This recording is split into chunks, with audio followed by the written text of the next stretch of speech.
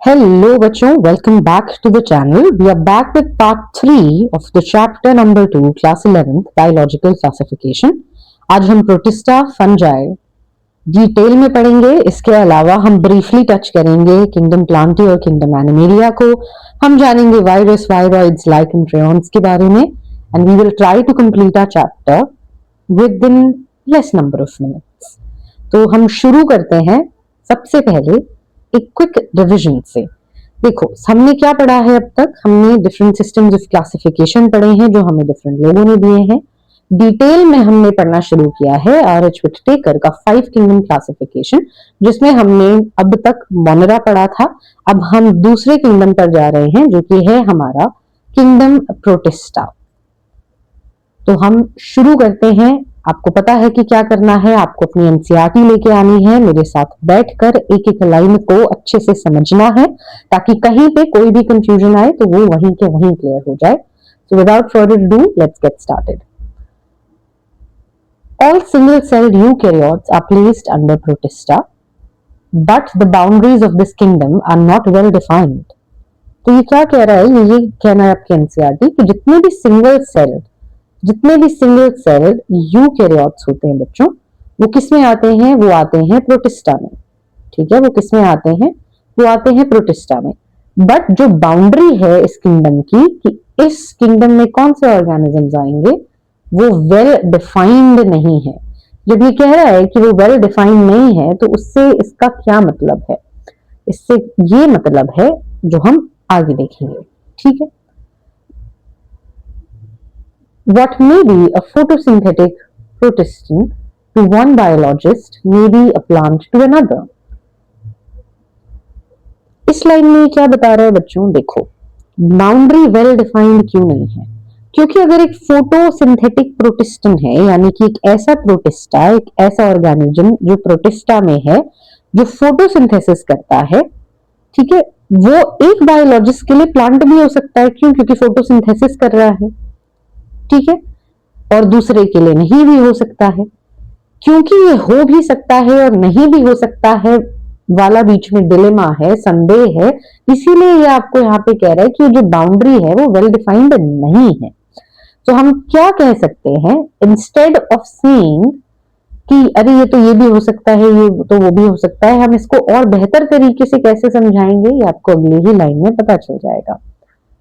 In this book we include chrysophytes, dinoflagellates, euglenoids, slime molds and protozoans under Protista.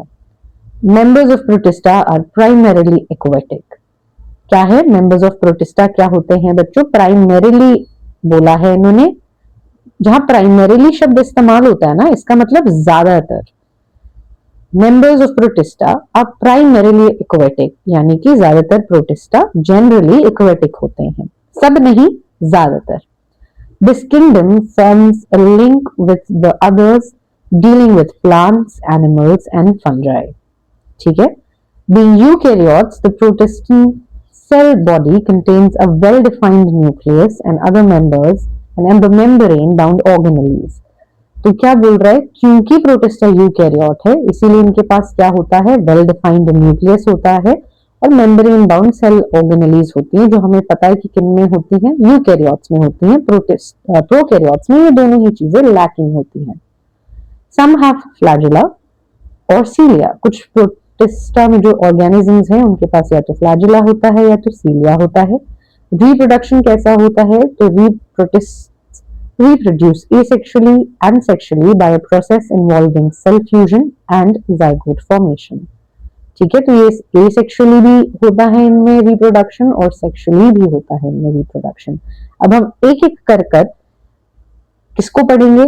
हम chrysophytes पढ़ेंगे, dinoflagellates पढ़ेंगे, euglenoids पढ़ेंगे, slime moulds पढ़ेंगे और protozoans भी पढ़ेंगे. शुरू करेंगे हम किससे? शुरू करेंगे हम क्राइजोफाइट से.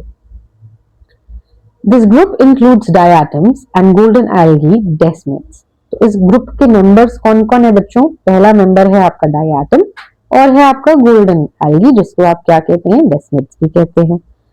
They are found in fresh water as well as marine environment, यानी कि फ्रेश वाटर में भी मिलते हैं, नॉन सॉल्टी में, और मैराइन एनवायरनमेंट भी मिलते हैं या तो सॉल्टी एनवायरनमेंट भी मिलते हैं। दे आर माइक्रोस्कोपिक, यानी कि आंखों से नहीं दिखेंगे आपको नेकेड आई से, आपको माइक्रोस्कोप चाहिए होगा, मैग्निफिकेशन चाहिए होगा उनको देखने के लिए।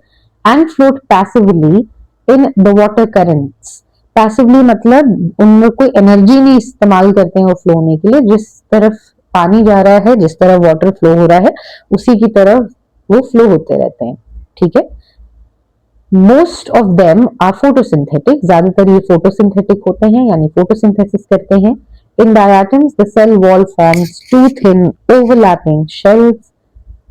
इसका क्या मतलब है, डायटम की सेल वॉल कुछ इस तरीके से होती है, ऐसे टू ओवरलैपिंग शेल्स की तरह होती है, जो एक सोप बॉक्स फॉर्म में क्या होती है बच्चों, एक सोप बॉक्स फॉर्म जैसा एक स्ट्रक्चर बनाती है। सोप बॉक्स फॉर्म जैसा क्या बनाती है, एक स्ट्रक्चर बनाती है, which fits together as in a soap box, ठीक है।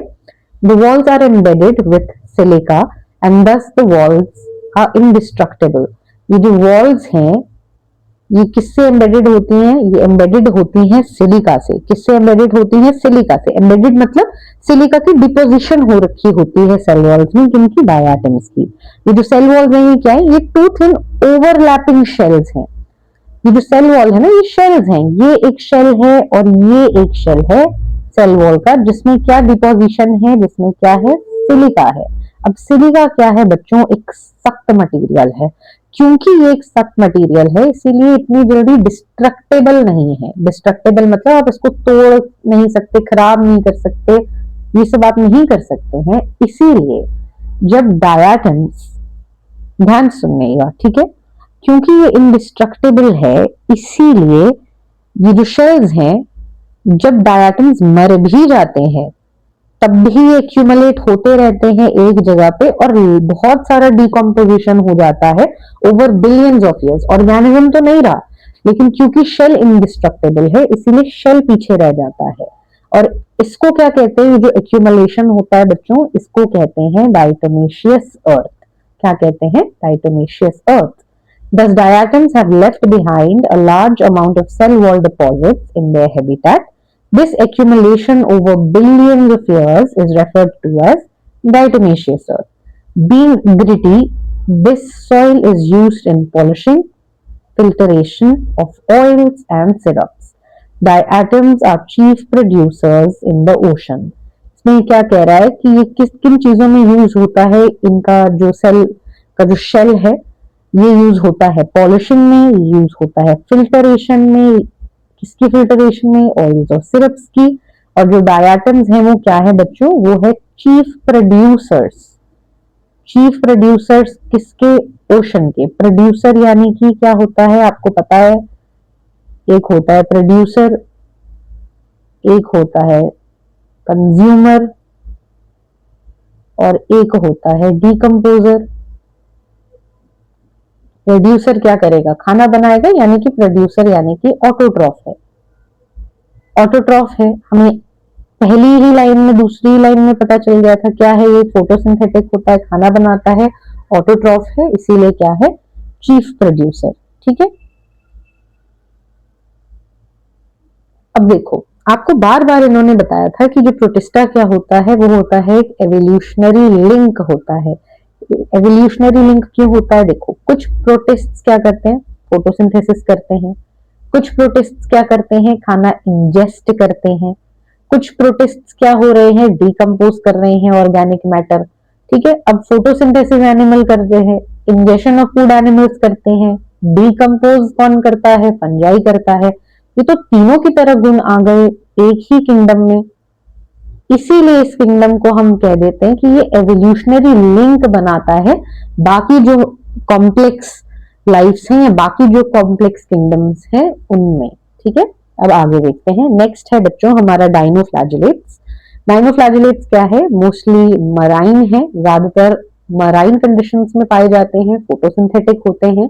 दे appear yellow, green, brown, blue and red depending on the main pigments present in the cell, यानी कि बहुत सारे किस्म के पिगमेंट्स है, येलो है, ग्रीन है, ब्राउन, ब्लू, रेड, बहुत सारे टाइप के पिगमेंट्स हैं इनमें, ठीक है। The cell wall has stiff cellulose plates on the outer surface. Cell wall में किसकी प्लेट होती है या किसका डिकम्पोजिशन होता है बच्चों? सेलुलोज का। Most of them have two flagella, one lies longitudinally and other transversely in the furrow between the walls. आपको अगर ये फरो दिख रहा होगा, ये फरो, एक फ्लैजिला यहाँ होता है, एक फ्लैजिला कहाँ होता है बच्चों? लॉन्गिट्यूडनली होता है। ठीक है, तो दो फ्लैजिलाज हैं इनके पास। Very often red dinoflagellates, example Gonyaulax, undergo such rapid multiplication that they make the sea appear red. देखो, बहुत फास्ट यहाँ पे मल्टीप्लिकेशन होता है, रैपिड मल्टीप्लिकेशन होता है। मल्टीप्लिकेशन का मतलब पॉपुलेशन बड़ी जल्दी बढ़ती है, और क्योंकि एक रेड डाइनोफ्लैजिलेट है इसीलिए जब मल्टीप्लिकेशन इतनी ज्यादा बढ़ जाती है, दूर दूर तक आपको रेड डाइनोफ्लैजिलेट ही दिखता है। तो जब आप इसको देखते हैं तो ये किसकी तरह लगता है? ऐसा लगता है कि समुद्र में क्या है, एक रेड टाइड आ गई है। ये रेड टाइड क्यों है? ये रेड टाइड है रेड डाइनोफ्लैजिलेट की वजह से, रेड डाइनोफ्लैजिलेट की वजह से। ठीक है, toxin released by such large numbers में even kill other marine animals such as fishes. और क्योंकि इतनी ज्यादा तादाद में आते हैं, इतनी ज्यादा पॉपुलेशन में आते हैं, ये टॉक्सिन भी रिलीज करते हैं जो क्या कर सकते हैं, जो बाकी मैराइन ऑर्गेनिजम्स है बच्चों, बाकी मैराइन ऑर्गेनिजम्स जैसे कि फिशेस, उनके लिए भी ये क्या साबित हो सकते हैं? बहुत हानिकारक साबित हो सकते हैं। ठीक है, बहुत हानिकारक साबित हो सकते हैं। नेक्स्ट है आपका बच्चों यूग्लिनॉइड्स। यूग्लिनॉइड्स में क्या है? देखो, majority of them are fresh water organisms. अब तक हम लोग क्या पढ़ रहे थे? हम पढ़ रहे थे या तो फ्रेश वाटर है या मैराइन है या तो मोस्टली मैराइन है, बट यहाँ पे यूग्लिनॉइड्स क्या है? मेजॉरिटी, ज्यादातर फ्रेश वाटर ऑर्गेनिजम्स है, found in stagnant water. Stagnant मतलब जो पानी ज्यादा हिलता नहीं है, जिसमें ज्यादा बहाव नहीं होता है, जो एक ही जगह स्थिर है। Instead of cell wall, they have a protein-rich layer called pellicle, which makes their body flexible. तो हम यहाँ पे क्या कह रहे हैं? ये इंस्टेड ऑफ सेल वॉल इन्होंने लिखा है, जिसका सिंपल मतलब है lack of cell wall. Lack of cell wall, इनके पास सेल वॉल नहीं है। इनके पास सेल वॉल की जगह क्या है बच्चों? इनके पास सेल वॉल की जगह है एक प्रोटीन रिच लेयर, जिसको क्या कहते हैं? पेलिकल, जिसको पेलिकल कहते हैं।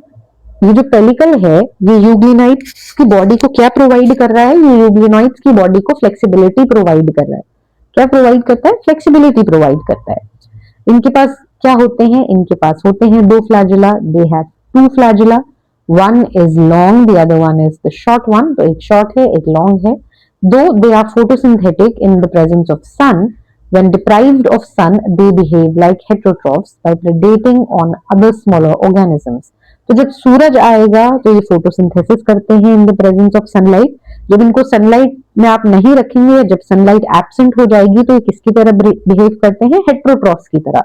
हेटेरोट्रॉफ्स यानी कि जो ऑटोट्रॉफ्स से खाना लेते हैं, दूसरे ऑर्गेनिजम्स से खाना लेते हैं। तो ये प्रिडेट करते हैं किन पे? जो स्मॉलर ऑर्गेनिजम्स हैं उन पे। तो यहाँ पे क्या शो हो रहा है? यहाँ पे आपको डुअल बिहेवियर शो हो रहा है। डुअल मतलब ये ऑटोट्रॉफ भी हैं क्योंकि फोटोसिंथेसिस भी करते हैं, हेटेरोट्रॉफ्स भी हैं क्योंकि ये क्या कर रहे हैं? ये ऑटोट्रॉफ्स भी है, हेटेरोट्रॉफ्स भी हैं। तो इसीलिए इनके लिए एक शब्द बना है कि ये है मिक्सोट्रॉफ्स। क्या है? मिक्सोट्रॉफ्स। मिक्सोट्रॉफ्स क्यों? क्योंकि ये दोनों ऑटो भी हैं और हेटेरो भी हैं, ऑटो भी है और हेटेरो भी है। ठीक है, interestingly the pigments of euglenoids are identical to those present in higher plants, example Euglena. तो जो पिगमेंट्स यूग्लिनॉइड्स में प्रेजेंट होते हैं वो किसकी तरह सिमिलर होते हैं बच्चों? वो सिमिलर होते हैं हमारे जो हमें हायर प्लांट्स में मिलते हैं, जो प्लांटी किंगडम जो है उनके मेंबर्स हैं, उनकी तरह आपको यहाँ पे क्या दिखेंगे? पिगमेंट्स दिखेंगे। नेक्स्ट है बच्चों आपका स्लाइम मोल्ड्स। स्लाइम मोल्ड्स क्या होते हैं? स्लाइम मोल्ड्स होते हैं सैप्रोफिटिक प्रोटिस्ट्स। ठीक है, the body moves along decaying twigs and leaves engulfing organic matter। क्योंकि ये सैप्रोफाइट्स हैं इसीलिए क्या कर रहे हैं? जो twigs हैं, जो leaves हैं, जो डीके हो रखी है, मर चुकी हैं, सड़ रही हैं, वो वहां से क्या engulf करते हैं? उनको वहां से क्या मिलता है? किस चीज की प्राप्ति हो रही है उनको वहां से? ऑर्गेनिक मटेरियल की। Under suitable conditions they form an aggregate called plasmodium which may grow and spread over several feet. तो जब फेवरेबल कंडीशंस होती हैं यानी कि सूटेबल कंडीशन होती हैं तब ये क्या फॉर्म करते हैं, एग्रीगेट फॉर्म करते हैं। एग्रीगेट यानी कि ग्रुप फॉर्म करते हैं, जिसको आप क्या कहते हैं बच्चों, जिसको आप कहते हैं प्लास्मोडियम। ये जो प्लास्मोडियम होता है ये इतना बड़ा हो जाता है और इतना फैल जाता है कि ओवर सेवरल फीट ये फैल जाता है। और जैसे ही अनफेवरेबल कंडीशंस आती हैं यानी कि जैसे ही सूटेबल कंडीशंस चली जाती हैं, खराब स्थितियां आती हैं, ये जो प्लास्मोडियम फैला था ये किन में डिफरेंशिएट हो जाता है बच्चों, ये फ्रूटिंग बॉडी में, किसमें, फ्रूटिंग बॉडी में ये फॉर्म कर लेता है, डिफरेंशिएट हो जाता है और बनाता है क्या, स्पोर्स बनाता है। क्या बनाता है, स्पोर्स बनाता है। ये जो स्पोर्स हैं इनकी होती है ट्रू वॉल्स, इनकी होती है ट्रू वॉल्स। जब हम वॉल्स कह रहे हैं तो हम यहाँ पे सेल वॉल की ही बात कर रहे हैं। और ये जो सेल वॉल है ये किसकी बनी हुई होती है बच्चों, ये बनी हुई होती है सेलुलोज की। तो स्पोर्स किसके हम बात कर रहे हैं, जो स्पोर्स हैं उनमें वॉल्स किसकी बनी होंगी, सेलुलोजिक वॉल्स होंगी। और क्योंकि आपको पता है कि सेलुलोज बहुत ही सख्त मटेरियल, वो इतनी आराम से डिकम्पोज नहीं हो सकता, इतनी आराम से उसको हम हिला नहीं सकते, सड़ा गला नहीं सकते, इसीलिए जो स्पोर्स है ना, कितनी भी एक्सट्रीम कंडीशंस हो जाए, एक्सट्रीम से एक्सट्रीम कंडीशन में ये जो स्पोर्स हैं वो सरवाइव कर जाते हैं। क्या करते हैं, वो सरवाइव कर जाते हैं इवन अंडर एडवर्स कंडीशंस। ठीक है, दे आर एक्सट्रीमली रेजिस्टेंट। क्यों है रेजिस्टेंट, क्योंकि इनके पास है ट्रू सेल वॉल, जो कि किसके अंदर है, उसका डिकम्पोजिशन, उसका उसमें किस चीज का आपको कॉम्पोजिशन मिलेगा, सेलुलोज का। इसीलिए they are extremely resistant and survive for many years even under adverse conditions. The spores are dispersed by air currents. तो ये जो स्पोर्स हैं ये एक जगह से दूसरी जगह डिस्पर्स किस वजह से होती हैं, किसकी मदद से होती हैं, हमारी एयर करंट्स की मदद से। ठीक है, नेक्स्ट टॉपिक जो है बच्चों आपका वो है प्रोटोजोन्स। प्रोटोजोन्स से पहले आपको जो मैं कह रही थी, हम इतनी देर से जो कनेक्टिंग लिंक पढ़ते हैं, आपने क्या देखा बच्चों, देखो स्लाइम मोल्ड्स में आपने क्या देखा, स्लाइम मोल्ड्स में आपको देखिए फ्रूटिंग बॉडी, स्लाइम मोल्ड्स में फ्रूटिंग बॉडी दिखी आपको सेल वॉल दिखी, और आपको क्या दिखा, प्लास्मोडियम भी दिखा। प्लास्मोडियम में कोई सेल वॉल नहीं होती। अब आप फ्रूटिंग बॉडी आप आगे पढ़ेंगे तो फंजाई का एक कैरेक्टर है मेजर। सेल वॉल हमें पता है कि सिर्फ प्लांट्स में होती है, एनिमल सेल्स में नहीं पाई जाती है, और एनिमल सेल्स में कोई सेल वॉल नहीं होती है, जो कि प्लास्मोडियम का कैरेक्टर है। तो सिर्फ अगर आप स्लाइम मोल्ड का एक लौता एग्जांपल ले ले, वो भी इस बात को जस्टिफाई करता है, किस बात को, इस बात को कि जो प्रोटिस्टा है आपका किंगडम, वो क्या है, वो है कनेक्टिंग लिंक, एक एवोल्यूशनरी लिंक है किसके बीच में, प्लांट्स, एनिमल्स और फंजाई के बीच में। ठीक है, इसके बीच में ये कनेक्टिंग लिंक है, ये एक एवोल्यूशनरी कनेक्टिंग लिंक है प्लांट्स, एनिमल्स और फंजाई के बीच में, क्योंकि कुछ कैरेक्टर्स ऐसे हैं जो फंजाई में दिखते हैं, यहाँ पे भी दिखते हैं, प्लांट्स में दिखते हैं, यहाँ पे भी दिखते हैं, एनिमल्स में दिखते हैं, यहाँ पे भी दिखते हैं। नेक्स्ट टॉपिक है बच्चों आपका protozoans. All protozoans are heterotrophs, all लिख दिया है यानी कि कोई एक्सेप्शन नहीं है। ठीक है, लिव एज प्रेडेटर्स और parasites, they are believed to be primitive relatives of animals, there are 4 major groups of protozoans. तो ये क्या कह रहा है, देखो बच्चों प्रोटोजोन्स क्या है, आपको पता है यूनिसेल्युलर है, ये तो हमें क्लियर है, यूनिसेल्युलर यूकैरियोट्स ही पढ़ रहे हैं हम। फिर हमने देखा ये हेटेरोट्रॉफ्स हैं, हेटेरोट्रॉफ्स हैं यानी कि किस तरीके से इनको न्यूट्रिशन मिलता है, इनको हेटेरोट्रॉफिक न्यूट्रिशन मिलता है। ठीक है, प्रेडेटर है और पैरासाइट है, इनको क्या कहते हैं, प्रिमिटिव रिलेटिव हैं किसके, एनिमल्स के। इनमें 4 ग्रुप्स पाए जाते हैं जिनको हम एक एक कर कर देखेंगे। पहला है बेटा एमीबियोइड protozoans. These organisms live in fresh water, sea water और moist soil। ठीक है, तो कहाँ मिलते हैं आपको, फ्रेश वाटर में मिलते हैं, सी वाटर में मिलते हैं, मॉइस्ट सॉइल में मिलते हैं। They move and capture their prey by putting outside pseudopodia false feet as an amoeba. तो ये कैसे कैप्चर करते हैं बच्चों, सूडोपोडिया से। सूडोपोडिया को आप फॉल्स फीट भी कहते हैं, ये लोकोमोशन में भी मदद करता है, एक जगह से दूसरी जगह जाने में भी मदद करता है, और दूसरा क्या है बच्चों, ग्रैबिंग में भी मदद कर रहा है आपके प्रे या फूड को। तो इसमें ये क्या कर रहा है, मदद कर रहा है, कौन, pseudopodia. Marine forms have silica shells on their surface. Some of them, such as ant amoeba, are parasites. ठीक है, तो सिलिका शेल्स भी इनका एक स्पेशल फीचर है जो किसमें मिलता है आपको, एमीबियोइड जो प्रोटोजोन्स हैं उनका एक स्पेशल फीचर है आपका सिलिका सेल्स। इसमें से जो कुछ इनके ऑर्गेनिजम्स हैं, जो इनका पार्ट है, वो पैरासाइट्स भी हैं, जैसे कि क्या बच्चों, एंट अमीबा। तो यहाँ पे आपको दो एग्जाम्पल दिए गए हैं, एक एग्जाम्पल है आपका अमीबा और जो दूसरा एग्जाम्पल है आपका एंट अमीबा। एंट अमीबा से एक डिजीज भी फेमसली एसोसिएटेड है जो है डाइसेंट्री, ये भी आप याद रखना, ठीक है। नेक्स्ट है बच्चों आपका फ्लैजिलेटेड प्रोटोजोन्स। फ्लैजिलेटेड प्रोटोजोन्स क्या है, देखो या तो ये फ्री लिविंग होंगे या तो ये पैरासिटिक होंगे, ठीक है। फ्री लिविंग मतलब एक्वेटिक कंडीशंस में मिलते हैं ये, या तो फ्री लिविंग होंगे या पैरासिटिक होंगे। दे हैव अ फ्लैजिला, इनमें फ्लैजिला पाया जाता है। The parasitic form cause disease such as sleeping sickness, example trypanosoma। तो trypanosoma जैसे इनके जो मेंबर्स हैं जो कि पैरासिटिक फॉर्म में हैं, वो क्या करते हैं बच्चों, वो कॉज करते हैं डिजीजेस, कॉज करते हैं डिजीजेस। ट्राइपैनोसोमा से स्पेशली जो डिजीज यहाँ पे मेंशन्ड है वो है आपका स्लीपिंग सिकनेस। क्या है आपका, स्लीपिंग सिकनेस, ठीक है। नेक्स्ट है बच्चों आपका सीलिएटेड प्रोटोजोन्स जो कि एक्वेटिक है, actively moving organism because of the presence of thousands of cilia. They have a cavity gullet that opens to the outside of the cell wall. The coordinated movement of rows of cilia cause water laden with food to be stirred into the gullet. Example paramecium। कुछ भारी शब्दों का इस्तेमाल है but बहुत easy, मतलब ये है इसका, ये है बच्चों आपके सीलिएटेड प्रोटोजोन्स हैं आपके एक्वेटिक। आपके सीलिएटेड प्रोटोजोन्स क्या है, एक्वेटिक है। एक्वेटिक यानी कि ये फ्रेश वाटर में भी मिलते हैं और ये मरीन में भी मिलते हैं। इसी के साथ ये पैरासिटिक भी है, इसी के साथ ये पैरासिटिक भी है।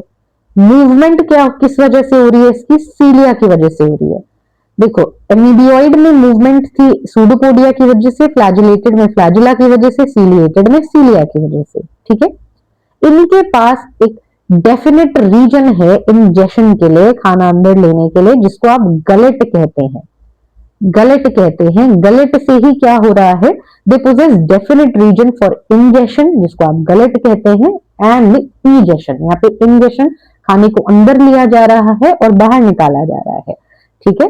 ये किस वजह से हो रहा है, ये कोऑर्डिनेटेड मूवमेंट की वजह से हो रहा है, जिस वजह से खाना अंदर आ पाता है इनटू द गलेट, सीलिया की वजह से। एग्जाम्पल क्या है बच्चों, एग्जाम्पल है आपका पैरामीशियम, चाहे एग्जाम्पल है आपका paramecium.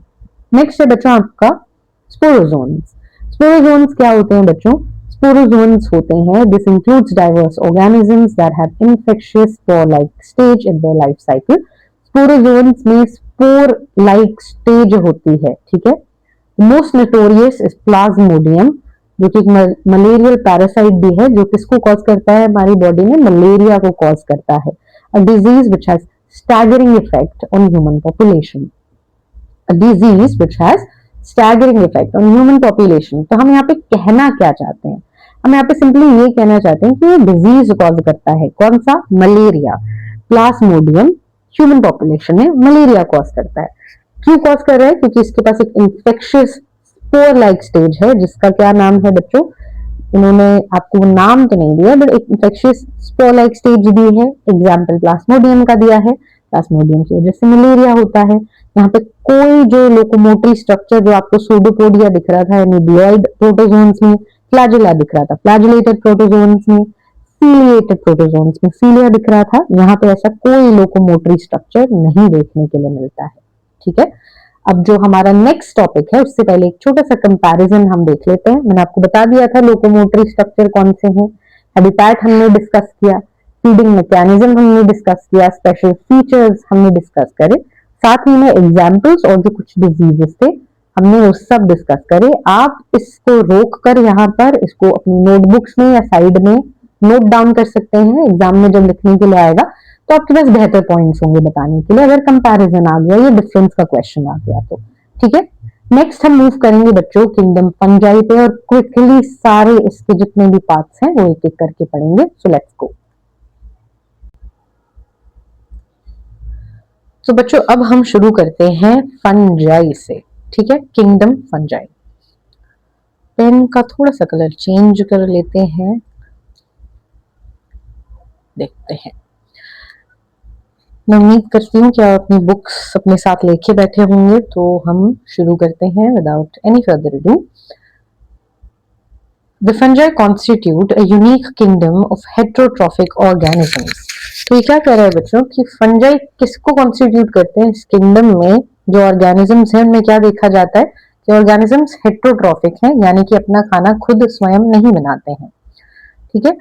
They show a great diversity in morphology and habitat. तो बहुत सारी डाइवर्सिटी दिखाते हैं, वेरिएशन दिखाते हैं ये मॉर्फोलॉजी में जो होता है फिजिकल स्ट्रक्चर, और हैबिटेट में कहाँ ये रहते हैं उनमें बहुत डाइवर्सिटी देखने के लिए मिलती है। You must have seen fungi on a moist bread and rotten fruits। आपने एक moist यानी कि damp गीला जो ब्रेड होता है या तो rotten fruits जो सड़े गले fruits हैं वहां पे आपने fungi देखा ही होगा। The common mushroom you eat and toadstools are also fungi। जो आप mushrooms खाते हैं वो भी एक टाइप का क्या है, fungi ही है।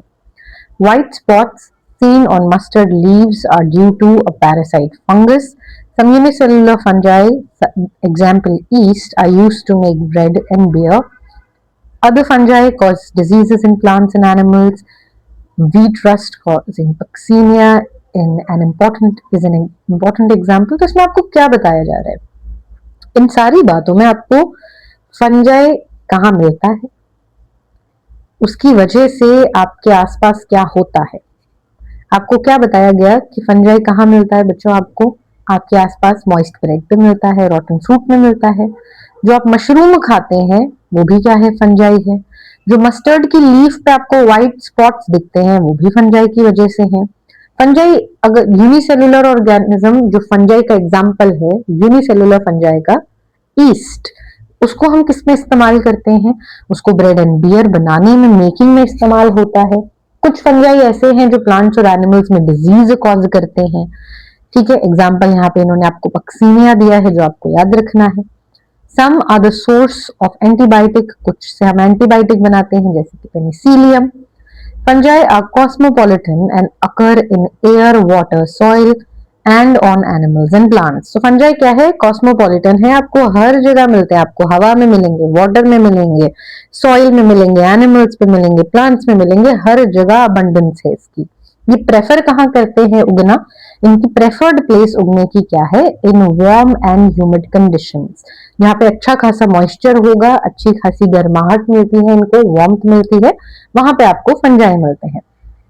इसी रीजन से आपको कहा जाता है, एक रीजन कि जो खाना है अगर आप उसको प्रोटेक्टेड रखना चाहते हैं कि वो जल्दी ना खराब हो, तो आप उसको फ्रिज में लगा दीजिए। क्यों? क्योंकि वो क्या प्रिवेंट करता है फ्रिज में जाने से? बैक्टीरिया और फंगल इन्फेक्शन से आप अपने खाने को थोड़ा लंबे टाइम तक बचा सकते हैं, ठीक है। With the exception of yeast, which are unicellular, fungi are filamentous।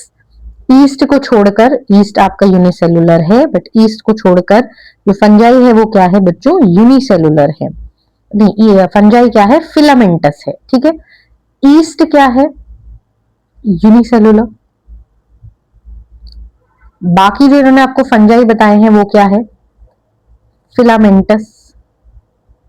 जब हम फिलामेंटस कहते हैं तो हम क्या कहना चाह रहे हैं? फिलामेंटस का क्या मतलब है? इन्होंने इसका जवाब अगली लाइन में ही दे दिया है।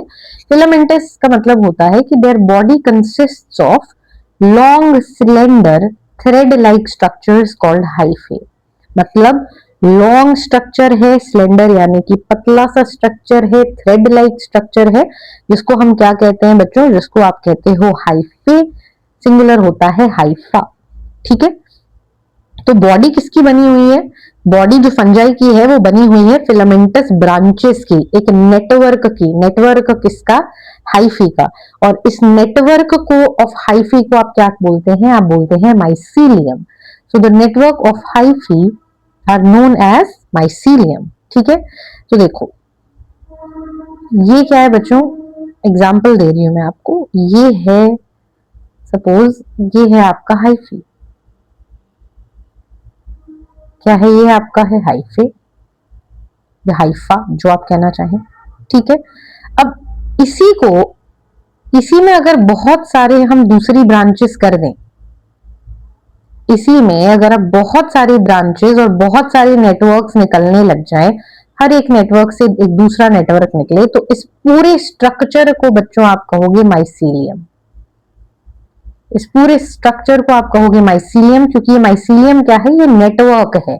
नेटवर्क किसका, हाइफे का। ये मैंने आपको एक सिंगुलर हाइफा दिखाया था, ये अगर मैं आपको ऐसे कह दूं, ये है एक सिंगुलर हाइफा, ठीक है। हाइफा, जैसे ही इसमें से बहुत सारे नेटवर्क निकलने लग जाएंगे, आप इसको क्या कहोगे, ये तो नेटवर्क ऑफ हाइफे हो गया। और नेटवर्क ऑफ हाइफे क्या होता है, अगेन ये क्या है, माइसीलियम है, ठीक है। माइसीलियम है, और ये डिफाइन करता है किस चीज को, जो आपने अभी हमने पढ़ा कि फंजाई की बॉडी क्या है, ईस्ट को छोड़कर फिलामेंटस, क्या है, फिलामेंटस बॉडी है फंजाई की। Some hyphae are continuous tubes filled with multinucleated cytoplasm. These are called cenocytic hyphae. Cenocytic hyphae क्या होते हैं, कुछ hyphae ऐसे होते हैं जिनमें क्या पाया जाता है, जिनमें मल्टीन्यूक्लिएटेड साइटोप्लाज्म है। आपने देखा है बच्चों, एक सेल होता है, उसके अंदर न्यूक्लियस होता है, साइटोप्लाज्म होता है, ठीक है। यहाँ पे क्या है, मल्टी न्यूक्लिएटेड साइटोप्लाज्म है, मल्टी न्यूक्लिएटेड, ठीक है। ऐसे हाइफे को क्या बोलते हैं आप, सीनोसिटिक हाइफे बोलते हैं। क्या बोलते हैं आप, बोलते हैं उसको सीनोसिटिक हाइफी, ठीक है। अदर्स हैव सेप्टेट और cross walls in their hyphae. बाकियों में क्या होती है, सेप्टेट मिलता है आपको, ठीक है, क्रॉस वॉल्स मिलती हैं आपको। The cell walls of fungi are composed of chitin and polysaccharides. तो सेल वॉल किसकी बनी हुई है, काइटिन की बनी हुई है और पॉलीसैकेराइड की बनी हुई है। Most fungi are heterotrophic and absorb soluble organic matter from dead substrates and hence are called saprophytes. Saprophytes क्या होते हैं, saprophytes heterotrophs होते हैं, जो क्या करते हैं, जो एब्जॉर्ब करते हैं ऑर्गेनिक मैटर, किस में से, डेड सबस्ट्रेट में से, डेड ऑर्गेनिजम्स में से, जो भी चीजें डेड हैं उनमें से सोल्यूबल पदार्थ, ये सोल्यूबल ऑर्गेनिक मैटर को जो एब्जॉर्ब करते हैं फंजाई, उन फंजाई को आप क्या कहते हैं, सैप्रोफाइट्स कहते हैं, या उन ऑर्गेनिजम्स को आप क्या कहते हैं, सैप्रोफाइट्स कहते हैं। Those who depend that depend on living plants and animals are called parasites. ठीक है। दूसरी ही तरफ पैरासाइट्स कौन होते हैं बच्चों, पैरासाइट्स वो होते हैं जो लिविंग प्लांट्स एंड एनिमल्स पे खाने के लिए डिपेंडेंट होते हैं, ठीक है। They can also live as symbionts. Symbionts का मतलब क्या होता है बच्चों, सिम्बायोन्स वो होते हैं जो दूसरे ऑर्गेनिजम्स के साथ किसमें होते हैं, कॉर्पोरेशन में होते हैं, एक म्यूचुअलिज्म में होते हैं, एक दूसरे के साथ मिलकर काम करते हैं। कुछ फायदा, अगर मैं बोलूं सिम्बायोन्स दो ऑर्गेनिज्म है, तो पहला ऑर्गेनिज्म दूसरे ऑर्गेनिजम्स को कुछ फायदा दे रहा होगा, दूसरा ऑर्गेनिज्म पहले को कुछ फायदा दे रहा होगा। ये है आपका सिम्बायोसिस, ठीक है। एग्जाम्पल क्या है, जब फंजाई एक एल्गी के साथ सिम्बायोन्ट होता है तो उसको लाइकन कहते हैं।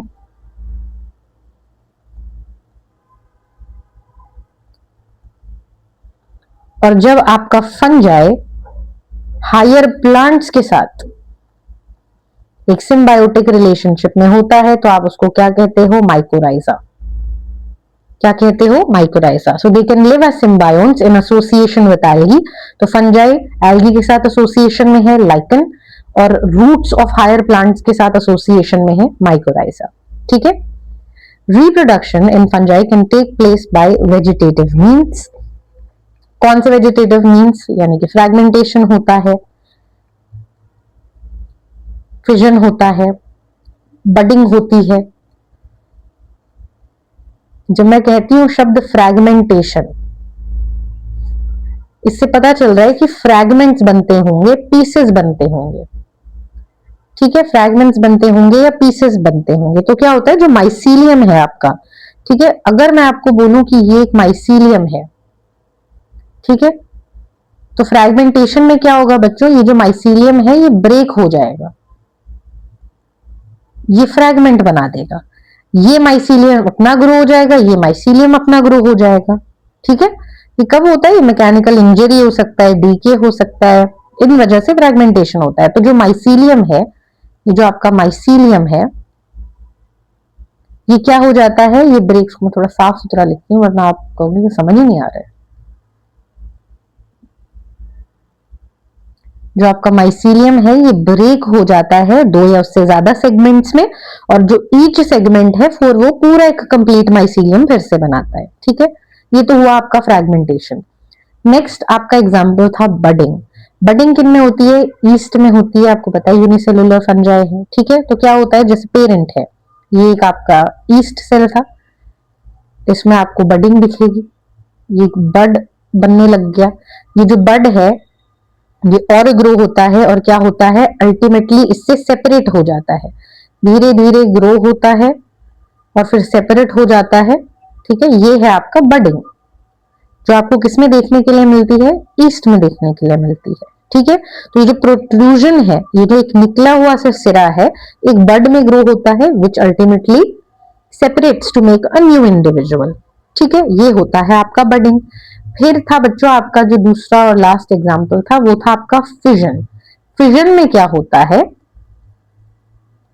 फिजन में क्या होता है, सपोज ईस्ट है, ठीक है, ये डिवाइड करता है किन में, डॉटर सेल्स में, 2 डॉटर सेल्स में डिवाइड करता है। तो जैसे कि ये ईस्ट है, ठीक है, ये धीरे धीरे क्या होगा, डिवाइड करना शुरू करेगा, और बड़ा होगा, और अच्छे से क्लियर ये डिवीजन बनेगा, और फिर अल्टीमेटली ये 2 डॉटर सेल्स में डिवाइड हो जाएगा। 2 बना दिए इसने, क्या बना दिए, ठीक है, 2 डॉटर सेल्स हो गए इनके थ्रू डिवीजन, थ्रू फिजन। अब आप कहोगे तो बडिंग और ये तो एक जैसा ही दिख रहा है, यहां पे बच्चों प्रोट्रूजन आया था पेरेंट सेल में। प्रोट्रूजन मतलब एक अलग से एक सिरा क्या हुआ था, निकलने लगा था, तो प्रोट्रूजन हुआ था पेरेंट सेल में, और वो पूरे इंडिविजुअल से अलग हुआ। फिजन में क्या हुआ, 2 डॉटर सेल्स बनी है डिवीजन की वजह से या फिजन की वजह से, ये है आपका फिजन। तो 3 टाइप से वेजिटेटिव होता है, रिप्रोडक्शन फ्रैगमेंटेशन से, बडिंग से, और किससे, फिजन से। नेक्स्ट है बच्चों, asexual reproduction is by spores. कौन से स्पोर्स, स्पोर्स कॉल्ड कोनिडिया और स्पोरेंजियोस्पोर्स और ज़ूस्पोर्स। तो 3 टाइप के स्पोर्स आपको बताए गए हैं एसेक्सुअल रिप्रोडक्शन में, कोनिडिया, स्पोरेंजियोस्पोर्स और ज़ूस्पोर्स। ठीक है, आगे बढ़ने से पहले एक बार हम इन तीनों को थोड़ा सा पढ़ लेते हैं। देखो, ये जो स्पोर्स है ना बच्चों, आपकी कोनिडिया, स्पोरेंजियोस्पोर्स और ज़ूस्पोर्स, ये जो तीनों एसेक्सुअल स्पोर्स हैं, ये क्या होते हैं, ये एक सिंगल सेल्ड हैं। ठीक है, और एक स्पेशलाइज्ड किससे निकलते हैं, एक स्पेशलाइज्ड स्ट्रक्चर से निकलते हैं जो इस ऑर्गेनिज्म से अलग है। ऑर्गेनिज्म में ये जो स्पोर्स हैं क्या होंगे, डिस्पर्स होंगे क्योंकि स्पोर्स हैं, फिर जर्मिनेट होंगे क्योंकि स्पोर्स हैं, और फिर नया माइसीलियम बनता है जब इनको सूटेबल कंडीशंस या सूटेबल स्ट्रैटा मिल जाता है। ये है आपके सेक्सुअल स्पोर्स। ठीक है, sexual reproduction is by oospores, ascospores and basidiospores। तो ये जो 3 क्या है बच्चों, oospores, ascospores और basidiospores, ये है आपके सेक्सुअल रिप्रोडक्शन, इनके थ्रू होता है।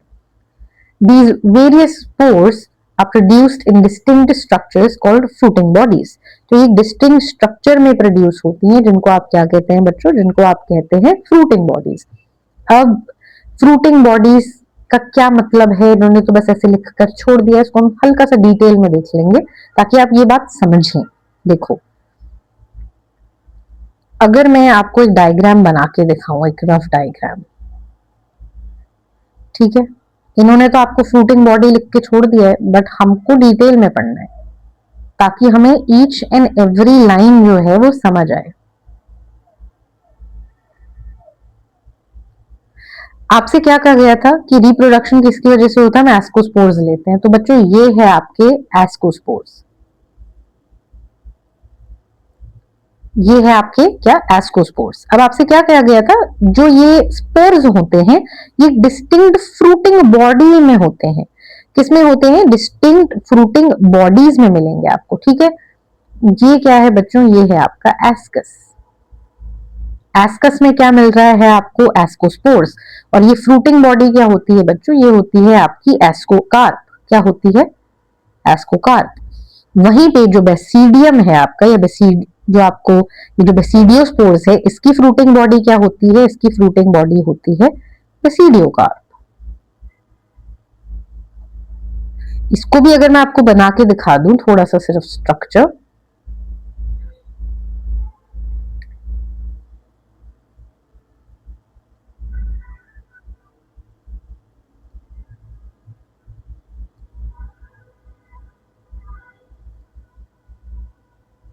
तो ये है बच्चों, ये क्या है, ये है आपका बेसिडियोस्पोर्स।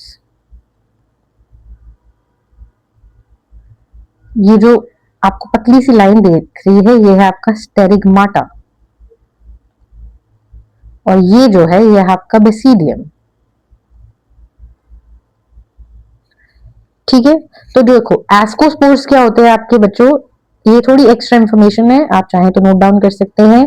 जो एस्कोस्पोर्स हैं ये आपके नॉन मोटाइल स्पोर्स होते हैं, नॉन मोटाइल स्पोर्स होते हैं, स्पेशल सैक में प्रोड्यूस होते हैं जिसको एस्कस या एस्काई कहते हैं। यहाँ पे मैंने लिखा है, इसको मैं पेन का कलर बदल लेती हूँ। तो ये एस्कस या एस्काई में जो स्पेशल इनका क्या होता है, सैक होता है, उसमें प्रोड्यूस होते हैं। जो बेसिडियोस्पोर्स हैं आपके बच्चों वो क्या है, नॉन मोटाइल, एक्सोजीनस है, एक्सोजीनस यानी कि बॉडी के बाहर है। अगर आप पहले वाले में देखोगे तो ये क्या थे, एंडोजीनस थे, आप देख रहे हो ये अंदर है, सैक के अंदर है। जो बेसिडियो है ये आउटसाइड द बॉडी है। ठीक है, क्लब्ड शेप स्ट्रक्चर है, ये एक क्लब्ड शेप स्ट्रक्चर है जिसको आप बेसिडियम कहते हैं, उनकी आउटग्रोथ पे है, उनके ऊपर है। तो ये क्या था आपका, एस्कोकार्प था, एस्कोस्पोर्स हैं, बेसिडियोस्पोर्स हैं, एस्कस है, बेसिडियम है, तो कुछ ऐसा दिखता है। ठीक है, अब हम आगे देखेंगे। आगे इन्होंने आपको क्या बताया बच्चों, आगे इन्होंने आपको बताया है कि जो सेक्सुअल रिप्रोडक्शन है वो 3 स्टेप्स में होता है। कितने स्टेप्स में होता है, 3 स्टेप्स। एक एक करके हम इसको डिटेल में देखते हैं। पहला स्टेप है बच्चों फ्यूजन ऑफ प्रोटोप्लाज्म्स बिटवीन 2 मोटाइल और non motile gametes called plasmogamy. क्या बोल रहा है यहाँ पे, फ्यूजन मतलब यूनियन हो रहा है।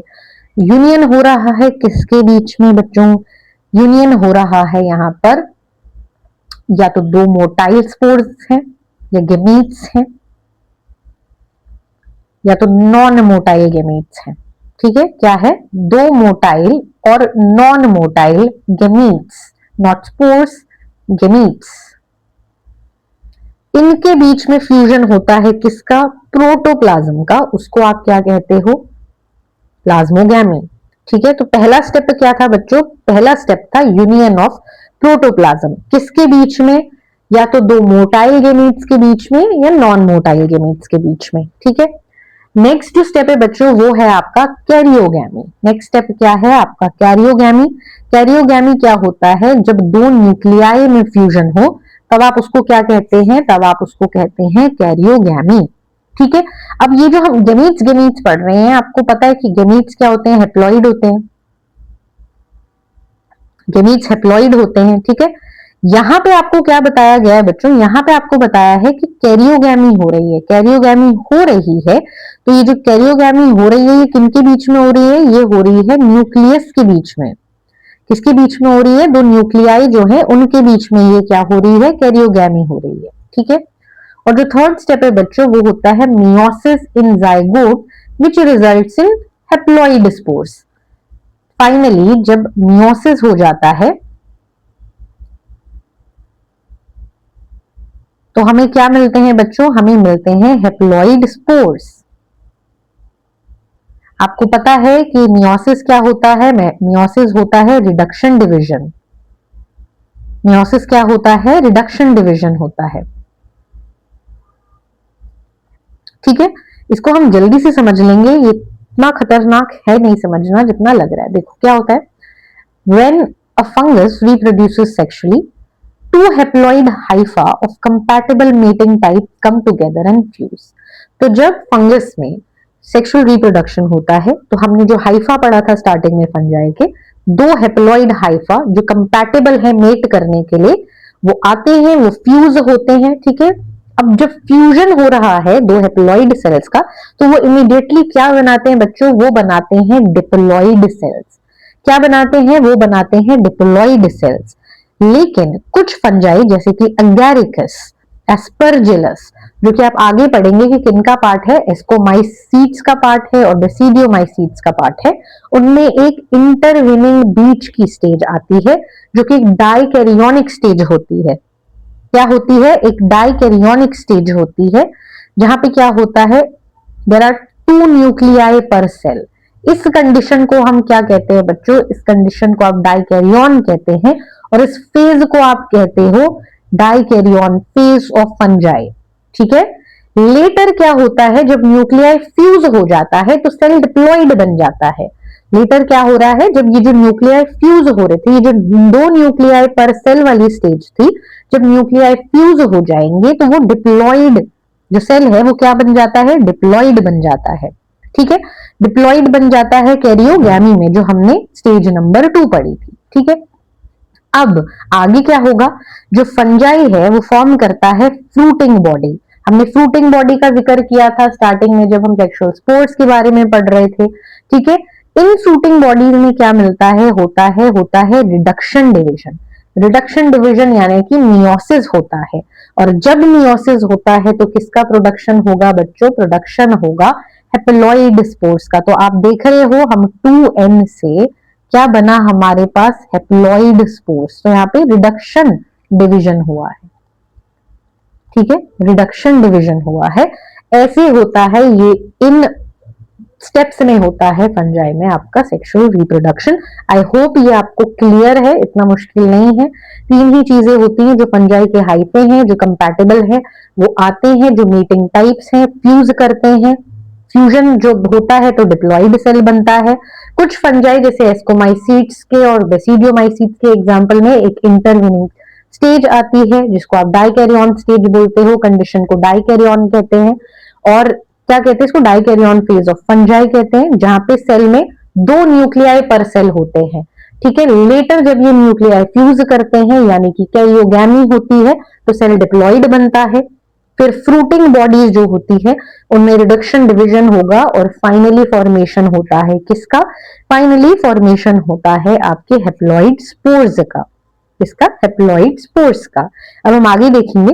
देखो फंजाई जो है ना उसका क्लासिफिकेशन हुआ है और पार्ट्स में, किसके बेसिस पे, मॉर्फोलॉजी के बेसिस पर। मॉर्फोलॉजी किसकी, माइसीलियम की मॉर्फोलॉजी के बेसिस पर, मोड ऑफ स्पोर फॉर्मेशन पर, फ्रूटिंग बॉडी, इन तीनों के बेसिस पर क्या हुआ है, वेरियस डिविजन्स हुए हैं किस चीज के, इस किंगडम के इनटू वेरियस क्लासेस। ठीक है।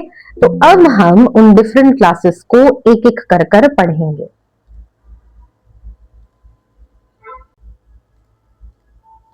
तो बच्चों जो पहली क्लास है फंजाई की जिससे हम शुरू कर रहे हैं वो है फाइकोमाइसीट्स। आइए पढ़ते हैं इसको एक एक कर कर। ठीक है। देखो मेंबर्स ऑफ जो फाइकोमाइसीट्स हैं वो कहाँ फाइंड कर सकते हैं आप, एक्वेटिक हैबिटेट्स में, या तो वो डीकेइंग वुड पर, जो सड़ी गली जो वुड है जो डीके हो रही है वहां मिलते हैं आपको, मॉइस्ट और डैम्प प्लेसेस पर मिलते हैं, या आपको ऑब्लिगेट पैरासाइट्स के रूप में मिलते हैं ऑन प्लांट्स। देखो ये एक्स्ट्रा इन्फॉर्मेशन है, आप चाहें तो उसको स्किप कर सकते हैं। जो पैरासाइट्स है वो 2 टाइप के आपको मिलेंगे, एक होगा ऑब्लिगेट और दूसरा होगा फैकल्टेटिव। ठीक है। ऑब्लिगेट वो पैरासाइट होंगे जिसको अगर सर्वाइवल करना है, लिविंग जो चाहता है कि हो, तो वो कंप्लीटली एक तो डिपेंडेंट है अपने लिविंग होस्ट पे हर चीज के लिए, सर्वाइवल के लिए, न्यूट्रिशन के लिए, रिप्रोडक्शन के लिए। वो इंडिपेंडेंटली अपनी लाइफ साइकिल या अपना एग्जिस्टेंस एग्जिस्ट कर ही नहीं सकता वो इंडिपेंडेंटली। ऐसे पैरासाइट को आप ऑब्लिगेट पैरासाइट कहते हो। वहीं पे फैकल्टेटिव का ये है कि होस्ट के साथ भी रहता है पर वो फ्री लिविंग भी रह सकता है। ठीक है। फ्री लिविंग भी उसका सर्वाइवल हो सकता है, उसको हमेशा अपना जीवन यापन करने के लिए होस्ट की जरूरत नहीं है। पर ऑब्लिगेट का मतलब जरूरी ही जरूरी है, कोई इसमें इफ बट नहीं है, फ्री लिविंग वो नहीं रह सकता है। उसको सर्वाइवल के लिए, न्यूट्रिशन के लिए, रिप्रोडक्शन के लिए, हर चीज के लिए एक होस्ट के साथ एसोसिएशन में होना ही पड़ेगा। सो ऑब्लिगेट क्या है, must have a host, they can not live independently. जबकि फैकल्टेटिव पैरासाइट्स कौन होते हैं, जो इंडिपेंडेंटली सर्वाइवल कर सकते हैं। ठीक है, I hope it is the difference is clear. फिर है कि जो माइसीलियम होता है वो एसेप्टेट होता है और सिनोसिटिक होते हैं, दोनों की मीनिंग्स हमने डिस्कस कर लिए हैं। एसेक्सुअल रिप्रोडक्शन होता है बच्चों जूस्पोर से। जूस्पोर एक टाइप का मोटाइल स्पोर है, या तो एप्लानोस्पोर से होते हैं जो कि एक टाइप का नॉन मोटाइल स्पोर है। ठीक है, जो स्पोर जो होते हैं वो एंडोजेनेसली प्रेजेंट होते हैं, यानी कि स्पोरेंजियम के अंदर एंडोजेनेसली प्रेजेंट है। A zygospore is formed by fusion of two gametes. These gametes are similar in morphology. जब gametes similar होते हैं morphology में तो उसको isogamous कहते हैं, और जब dissimilar होते हैं तो anisogamous या eugamous आप उनको कहेंगे। ठीक है, तो जो zoospores है वो तो क्या है, एसेक्सुअल स्पोर्स हैं, मोटाइल है। मोटाइल क्यों है बच्चों, कोई भी चीज मोटाइल क्यों होती है, उसके पास फ्लैजिला है। ठीक है, और जो एप्लानोस्पोर्स हैं वो क्या है, नॉन मोटाइल है। जो स्पोर्स है वो एंडोजेनेसली प्रेजेंट है, यानी कि किसके अंदर प्रोड्यूस हो रहे हैं, वो जो स्पोर्स हैं एक स्पोरेंजियम के अंदर प्रोड्यूस हो रहे हैं। ठीक है, सेक्सुअल रिप्रोडक्शन किनसे होता है, जाइगोस्पोर से होता है। ठीक है, जाइगोस्पोर से होता है। जाइगोस्पोर यहाँ पे आपको इन्होंने बताया है कैसे हो रहा है, फ्यूजन ऑफ टू गेमीट से हो रहा है। जब फ्यूजन ऑफ टू गेमीट्स हो गया तो इसका मतलब जो जाइगोस्पोर है वो क्या हुआ बच्चों, जो जाइगोस्पोर है वो क्या हुआ, एक डिप्लॉइड स्पोर हुआ, है ना, क्योंकि अब ये किससे बना है, फ्यूजन ऑफ गेमीट से बना है, तो ये डिप्लॉइड स्पोर है। ठीक है, अगर जो स्पोर्स हैं मॉर्फोलॉजी में सिमिलर है, अगर गेमीट्स अगर मॉर्फोलॉजी में सिमिलर है गेमीट्स तो उनको आप आइसोगैमस कहते हो। अगर मॉर्फोलॉजी में जो गेमीट्स है वो डिसिमिलर है तो एन आइसोगैमस कहते हैं हम उनको, या ऊगैमस कहते हैं हम उनको। अब आपको कुछ कॉमन एग्जाम्पल्स दिए हुए हैं, जैसे कि म्यूकर, जैसे कि राइजोपस, जिसको आप ब्रेड मोल्ड पे जो दिखने वाला जो हम डिस्कस कर रहे थे स्टार्टिंग में, फंजाई के स्टार्ट में ही, वो क्या है बच्चों, वो है आपका राइजोपस। दूसरा एग्जाम्पल है आपका एल्ब्यूगो, जो कि एक पैरासिटिक फंजाई है मस्टर्ड प्लांट पर। ठीक है, तो ये है आपका फाइकोमाइसीट्स। अगला है बच्चों आपका एस्कोमाइसीट्स क्लास, जिसको कॉमनली सैक फंजाई भी कहते हैं। मोस्टली ये क्या होते हैं, मल्टीसेलुलर होते हैं। एग्जाम्पल पेनिसिलियम, और रेयरली यूनिसेलुलर जो होता है वो है ईस्ट। ईस्ट भी किसका एग्जाम्पल है बच्चों, ईस्ट भी हमारा एग्जाम्पल है किसका, हमारे एस्कोमाइसीट्स का, जो कि एक रेयर यूनिसेलुलर फंजाई है। इसका बायोलॉजिकल नेम है सैक्रोमाइसिस, इसीलिए इटैलिक्स में भी है, जैसे हमने लिविंग वर्ल्ड में पढ़ा था कि इटैलिक्स में लिखते हैं लैटिन ओरिजिन दिखाने के लिए। एस्कोमाइसीट्स क्या होते हैं बच्चों, सैप्रोफिटिक होते हैं, वो डीकम्पोजर्स हैं, पैरासाइट्स भी हैं और कॉप्रोफिलस भी हैं, यानी कि वो डंक पे भी ग्रो होते हैं। इनका जो माइसीलियम होता है बच्चों वो ब्रांच्ड और सेप्टेट होता है। एसेक्सुअल स्पोर्स कौन से होते हैं, इनकी कोनिडिया होते हैं जो एक्सोजेनेसली प्रोड्यूस होते हैं एक स्पेशल टाइप के माइसीलियम पे, जिसको आप कोनिडियोफोर्स कहते हो। ठीक है, फाइकोमाइसीट्स में हमने क्या पढ़ा था, जो स्पोर्स हैं वो एंडोजेनेसली प्रोड्यूस हो रहे थे अंदर। एस्कोमाइसीट्स में क्या होता है, जो एसेक्सुअल स्पोर्स हैं वो एक्सोजेनेसली प्रोड्यूस हो रहे हैं एक स्पेशल माइसीलियम में, जिसको कोनिडियोफोर्स कहते हैं। ठीक है, जब ये जो कोनिडिया है ये जर्मिनेट करेंगे तो क्या प्रोड्यूस करेंगे, माइसीलियम प्रोड्यूस करेंगे। यहाँ पे जो सेक्सुअल स्पोर्स हैं वो है एस्कोस्पोर्स। एस्कोस्पोर्स भी एंडोजेनेसली प्रोड्यूस होते हैं एस्काई में। मैंने आपको यहाँ पे समझाया था एस्कोस्पोर्स एस्कस या एस्काई में प्रोड्यूस हो रहे हैं, एंडोजीनस हैं क्योंकि अंदर प्रोड्यूस हो रहे हैं, सेम बात लिखी हुई है यहाँ पे। ठीक है, these asci are arranged in different types of fruiting body called ascocarps. Some examples जो हैं इसके वो है famous examples है, वो है aspergillus, claviceps, neurospora। जो न्यूरोस्पोरा है बच्चों उनको हम एक्सटेंसिवली यूज करते हैं किसमें, बायोकेमिकल और जेनेटिक जो काम है उस पे न्यूरोस्पोरा पे बहुत काम किया जाता है। ठीक है, many members like morels and truffles are edible and considered delicacies. So delicacies वो खाने के आइटम्स होते हैं बच्चों जो रेयर होते हैं, बहुत एक्सपेंसिव होते हैं और बहुत ही सो कॉल्ड हाई क्लास जगहों पर इनको हम खाते हैं। तो ये डेलिकेसी है, ये हर दिन रोज मिलने वाली चीजें नहीं है, ये ऐसी चीजें हैं जो बहुत एक्सपेंसिव है, बहुत रेयर है, बड़े ओकेजन्स पे निकलती हैं, बड़े टाइम पर मिलती हैं आपको। तो ये भी किनका पार्ट है बच्चों, ये भी आपका पार्ट है एस्कोमाइसीट्स का। तो बच्चों अब हम अगली क्लास देखते हैं जो है बेसिडियोमाइसीट्स। कॉमनली बेसिडियोमाइसीट्स क्या है, आपके मशरूम है, आपके ब्रैकेट फंजाई हैं, आपके पफ बॉल्स हैं, ये आपको सॉइल में मिलते हैं, लॉग वुड का जो लॉग होता है उस पे मिलते हैं, ट्री स्टम्प्स में मिलते हैं, ये आपको लिविंग जो प्लांट बॉडीज हैं उन पर मिलते हैं एज पैरासाइट्स। किस फॉर्म में? रस्ट या स्मट के फॉर्म में मिलते हैं। ठीक है, जो इनका जो माइसीलियम है बच्चों वो क्या है? वो है ब्रांच्ड और सेप्टेट है। एसेक्सुअल जो स्पोर्स हैं इनमें वो जनरली नहीं मिलते हैं, बट इनमें वेजिटेटिव रिप्रोडक्शन बाय फ्रैगमेंटेशन पाया जाता है। मैंने आपको क्लास में समझाया था कि फ्रैगमेंटेशन क्या हो रहा है। देखो, माइसीलियम है वो फ्रैगमेंट्स पे डिवाइड होता है और हर फ्रैगमेंट से नया माइसीलियम फिर से बन जाता है। ठीक है, वो है आपका फ्रैगमेंटेशन। तो यहाँ पे क्या देखने के लिए मिलता है? फ्रैगमेंटेशन देखने के लिए मिलता है जो कॉमन है। यहाँ जो सेक्स ऑर्गन्स है वो एब्सेंट है, पर plasmogamy is brought by the fusion of two vegetative और somatic cells of different strains और जीनोटाइप्स। ठीक है, तो यहाँ पे हम क्या कहना चाह रहे हैं? देखो, हम ये कहना चाह रहे हैं कि यहाँ पे एसेक्सुअल स्पोर्स नहीं है, एब्सेंट है। वेजिटेटिव जो रिप्रोडक्शन है वो फ्रैगमेंटेशन से हो रहा है। फ्रैगमेंटेशन क्या होता है? देखो, जो आपके हाइफे हैं, ठीक है, उनका मल्टीप्लीकेशन हुआ, फ्रैगमेंट्स में वो डिवाइड हुआ, जो हर फ्रैगमेंट है वो न्यू माइसीलियम में ग्रो हो रही है, ये है आपका फ्रैगमेंटेशन। सेक्स ऑर्गन्स यहाँ पे एब्सेंट है। प्लाज्मोगैमी हमने पढ़ा था कि क्या होता है, वो कैसे हो रहा है? दो जो वेजिटेटिव सेल्स हैं, जो सोमैटिक सेल्स है, अलग अलग स्ट्रेन के, अलग अलग जीनोटाइप के, वो आके फ्यूजन होता है उनका, और रिजल्टेंट क्या है हमारे पास? एक डाइकैरियन स्टेज है। हमने डाइकैरियन स्टेज के बारे में भी पढ़ा था, जो किसको राइज देता है बच्चों? बेसिडियम को। इस बेसिडियम के अंदर फिर होती है कैरियोगैमी और मियोसिस। आपने पढ़ा था कि तीन चीजें हो रही हैं। ठीक है, हमने जब सेक्सुअल रिप्रोडक्शन पढ़ा था फंजाई में, तो हमने देखा था कि प्लाज्मोगैमी होता है। ठीक है, उसके बाद आपका कैरियोगैमी था और मियोसिस था। कुछ में हमने क्या पढ़ा था कि एक डाइकैरियन स्टेज भी आती है। तो वो हम यही बात कर रहे हैं, जो रिजल्टेंट स्टेज आई प्लाज्मोगैमी से, जो प्लाज्मोगैमी का जो हुआ फ्यूजन दो वेजिटेटिव सेल्स का ऑफ डिफरेंट स्ट्रेन्स, और जब रिजल्टेंट स्ट्रक्चर हमारा डाइकैरियन बना, डाइकैरियोटिक जो स्ट्रक्चर था, उसने किसको राइज दिया? उसने बेसिडियम को राइज दिया। इस बेसिडियम में क्या हुआ? बेसिडियम में हुआ कैरियोगैमी और मियोसिस। जब कैरियोगैमी और मियोसिस हुआ, तो आपको पता है कि मियोसिस तो रिडक्शन डिवीजन है, तो क्या प्रोड्यूस हुए? प्रोड्यूस हुए बच्चों सेक्सुअल स्पोर्स प्रोड्यूस हुए, जिनको आप क्या कहते हो? जिसको आप कहते हो बेसिडियोस्पोर्स। बेसिडियोस्पोर्स कितने होते हैं? ये जनरली 4 इन नंबर होते हैं। कितने होते हैं? जनरली 4 इन नंबर होते हैं।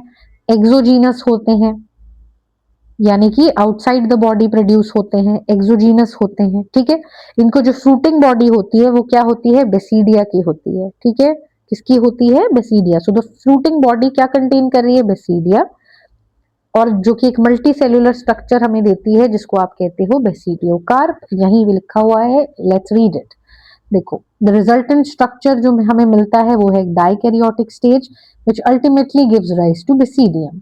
कैरियोगैमी होती है, मियोसिस होती है, which takes place in the basidium, producing 4 basidiospores. The basidiospores are exogenously produced on the basidium. The basidia is arranged in a fruiting body called basidiocarp. Some common members are agaricus, जिसको mushroom कहते हैं हम, यूस्टिलिगो जिसको smut कहते हैं, और टॉक्सिनिया जिसको आप रस्ट फंजाई कहते हैं। जो आखिरी क्लास की हम यहाँ पे बात करेंगे बच्चों, वो है आपका ड्यूटरोमाइसिटीज, जिसको हम कॉमनली कहते हैं इम्परफेक्ट फंजाई। क्या कहते हैं हम इसको कॉमनली? Imperfect fungi. क्यों? Because only asexual and vegetative phases of these fungi are known. When the sexual forms of these fungi were discovered, they were moved into classes they were rightly belonged to. ठीक है, it is possible that the asexual and vegetative state have been given one name and placed under Deuteromycetes, and the sexual stage another and placed under other class. अब कहना क्या चाह रहा है इतनी lines में? बड़ा कंफ्यूजिंग सा लग रहा है। तो ये कहना चाह रहा है बच्चों, देखो, ड्यूट्रोमाइसिटीज में सिर्फ आपको एसेक्सुअल फेज मिलता है और वेजिटेटिव फेज मिलता है। ठीक है, इस वजह से इनको इम्परफेक्ट फंजाई कहते हैं। क्यों? इसलिए क्योंकि इसीलिए इसमें एसेक्सुअल और वेजिटेटिव आपको दिख रहा है, इसलिए हमने इसको एक नाम दे दिया और हमने ड्यूट्रोमाइसिटीज में रख दिया।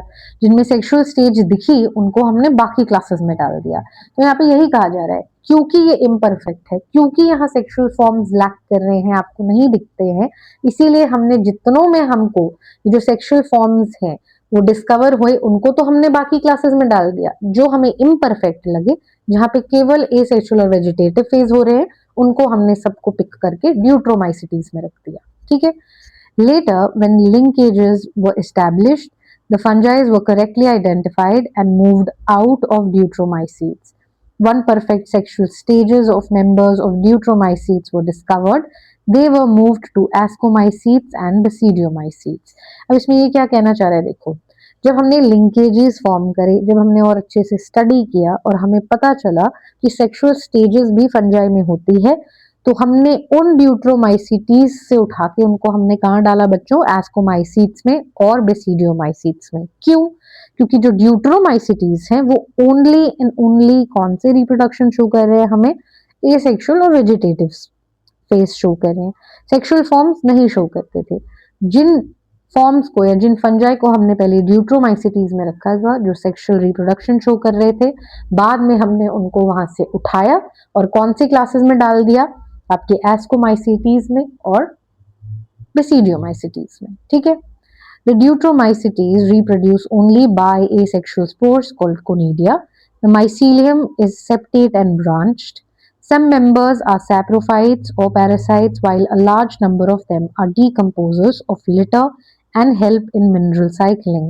Some examples are Alternaria, Coleotrichum, Coletotrichum and trichoderma. इसकी ये 3 एग्जाम्पल्स हैं। तो यहाँ पे क्या बताया जा रहा है, यहाँ पे आपको एक तो इनका न्यूट्रिशन इनको कैसे मिलता है, न्यूट्रिशन इनको मिलता है कैसे, ये सैप्रोफाइट्स हैं और ये पैरासिटिक हैं। मेजॉरिटी इनका जो लार्ज नंबर है इनका वो क्या है, डीकम्पोजर है। क्योंकि ये डीकम्पोजर है इसीलिए ये मिनरल साइकिलिंग में भी मदद करता है। ठीक है। किसमें मदद करता है, मिनरल साइकिलिंग में मदद करता है। आगे जाने से पहले, क्योंकि इतना सब कुछ पड़ा है, एक क्विक इजी डिफरेंशिएशन रिवीजन देख लेते हैं। ये है फाइकोमाइसीट्स, ठीक है, ये है एस्कोमाइसीट्स, बेसिडियोमाइसीट्स और ये है ड्यूट्रोमाइसीट्स। पहले हम देखेंगे माइसीलियम। माइसीलियम बच्चों फाइकोमाइसीट्स में क्या होता है, एसेप्टेट और सिनोसिटिक। एस्कोमाइसीट्स में होता है सेप्टेट और ब्रांच्ड। बेसिडियोमाइसीट में भी क्या होता है, सेप्टेट और ब्रांच्ड। ड्यूट्रो में भी क्या होता है, सेप्टेट एंड ब्रांच्ड। एसेक्सुअल जो स्पोर्स होते हैं, यहाँ पे क्या है, जूस्पोर्स हैं, स्पोरैंजियोस्पोर है, ठीक है, या एप्लानोस्पोर आप कह सकते हो उसको। एस्कोमाइसीट्स में कोनिडिया होता है, बेसिडियो में जनरली एब्सेंट होता है और ड्यूट्रोमाइसीट्स में भी हमने देखा कि कोनिडिया ही होता है। ठीक है। जो सेक्सुअल स्पोर्स हैं वो कौन से हैं बच्चों, जो फाइकोमाइसीट्स है उसमें क्या थे, जूस्पोर थे, जाइगोस्पोर था और ऊस्पोर था। ठीक है। जूस्पोर एसेक्सुअल है और जाइगोस्पोर सेक्सुअल है, कंफ्यूज ना हो। एस्कोस्पोर जो है वो हमें एस्कोमाइसीट्स में मिलता है। बेसिडियोस्पोर हमें कहाँ मिलता है, बेसिडियोमाइसीट्स में मिलता है। और हमने पढ़ा कि इनमें जो ड्यूट्रोमाइसीट्स है उनमें तो ये स्टेज होती ही नहीं है। ठीक है, ये स्पोर्स होते ही नहीं है। जो फ्रूटिंग बॉडी है, जो फ्रूटिंग बॉडी है वो है फाइकोमाइसीट्स में एब्सेंट। एस्कोमाइसीट्स में फ्रूटिंग बॉडी को आप एस्कोकार्प कहते हो, बेसिडियोमाइसीट्स में फ्रूटिंग बॉडी को आप बेसिडियोकार्प कहते हो। ठीक है, यहाँ पे हम इसको एस्कोकार्प कहेंगे, यहाँ पे इसको बेसिडियोकार्प कहेंगे। और ड्यूट्रोमाइसीट्स में यही जो फ्रूटिंग बॉडी है ये होती है एब्सेंट। क्या होती है, एब्सेंट। और यही क्या है बच्चों, यही है आपका पूरा का पूरा फंजाई। ठीक है। अब हम जल्दी से एक बार किंगडम प्लांटी देख लेते हैं। उससे पहले एक हम लास्ट जिक्र कर लेते हैं यहाँ पर, जो है आपका माइकोराइजा। देखो माइकोराइजा क्या होता है, हमने पढ़ा है ऑलरेडी, हमने लाइकन देखा, हमने माइकोराइजा, ये दोनों शब्द आपने जब मैं आपको चैप्टर समझा रही थी आपने सुना होगा। एक लाइन में इसको थोड़ा सा और समझ लेते हैं। देखो माइकोराइजा क्या होता है ना बच्चों, सिम्बायोटिक एसोसिएशन होता है किसके बीच में, फंगस का विद प्लांट का जो रूट होता है, हायर प्लांट्स का। हायर प्लांट्स जब मैं कह रही हूं ना, आप आगे देखोगे, हायर प्लांट्स मतलब जिम्नोस्पर्म्स और एंजियोस्पर्म्स, इनको आप हायर प्लांट्स कहते हो। ठीक है। इनके रूट्स के साथ सिम्बायोटिक एसोसिएशन जब फंगस का होता है तो वो किसको रिप्रेजेंट करता है, इस ये एसोसिएशन रिप्रेजेंट करता है आपको माइकोराइजा का। अब आप कहोगे कि फंगस से क्या मिल रहा है भाई प्लांट को। देखो, फंगस से प्लांट को क्या मिलता है, देखो क्या करता है ना, सरफेस एरिया एब्जॉर्प्शन इंक्रीज करता है, न्यूट्रिएंट्स लाके देता है प्लांट को। प्लांट क्या दे रहा है बच्चों, उनको जो बेनिफिट क्या हो रहा है, उनको जो उनको फंजाई को मिलता है न्यूट्रिशन, फंजाई को मिलता है खाना, फंजाई को मिल रहा है शेल्टर। ठीक है, तो ये पूरा जो सेटअप है, ये पूरा जो एसोसिएशन है, ये है आपका माइकोराइजा। अब हम जल्दी से एक बार प्लांटी और एनिमेलिया को भी देख लेते हैं, डिटेल में हम इनको बाद में पढ़ेंगे। प्लांटी कुछ नहीं है बच्चों, जितने भी यूकैरियोटिक क्लोरोफिल कंटेनिंग ऑर्गेनिजम्स हैं वो सब प्लांटी में है। कुछ है जो हेट्रोट्रॉफिक है, जैसे कि इंसेक्टिवोरस प्लांट्स एंड पैरासाइट्स, वो भी इनका मेंबर है। एग्जाम्पल के तौर पे क्या है, ब्लैडरवॉर्ट है, आपका वीनस फ्लाई ट्रैप है। ये जो एग्जाम्पल्स हैं ये किसके हैं, इंसेक्टिवोरस प्लांट के। जो कसकट्टा है, अमरबेल आपने नाम सुना होगा, वो क्या है, वो पैरासाइट है। ठीक है, जो प्लांट सेल्स है उनका यूकैरियोटिक स्ट्रक्चर होता है, प्रोमिनेंट क्लोरोप्लास्ट होता है, सेल वॉल होती है जो मेनली सेलुलोज से बनी होती है। इन सबको हम चैप्टर 8 में डिटेल में पढ़ेंगे। ठीक है, प्लांटी किसको इंक्लूड करता है, इसमें होते हैं एल्गी, ब्रायोफाइट्स, टेरिडोफाइट्स, जिम्नोस्पर्म्स और एंजियोस्पर्म्स। इनकी लाइफ साइकिल दो डिस्टिंक्ट फेजेस में डिवाइडेड है। पहली फेज है बच्चों डिप्लॉइड स्पोरोफिटिक फेज, और दूसरी है हेप्लॉइड गेमेटोफिटिक स्टेज, जो कि क्या कर रहे हैं, एक दूसरे के साथ ऑल्टरनेट कर रहे हैं। ठीक है, the length of haploid and diploid phases and whether these phases are free living or dependent on each other vary among different groups। ये है इनके different groups जिनकी यहाँ पे बात कर रहे हैं।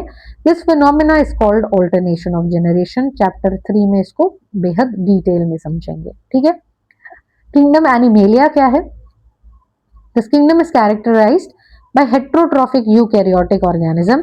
heterotrophic mode of nutrition है, eukaryotic organisms है, multicellular है, cell wall lack करते हैं। ठीक है, they are directly और indirectly dependent on plants for food। ये डाइजेस्ट करते हैं अपना फूड एक इंटरनल कैविटी में, जहाँ पे ये भी क्या करते हैं, स्टोर करते हैं फूड को। कैसे, ग्लाइकोजन फैट फॉर्म में स्टोर होता है।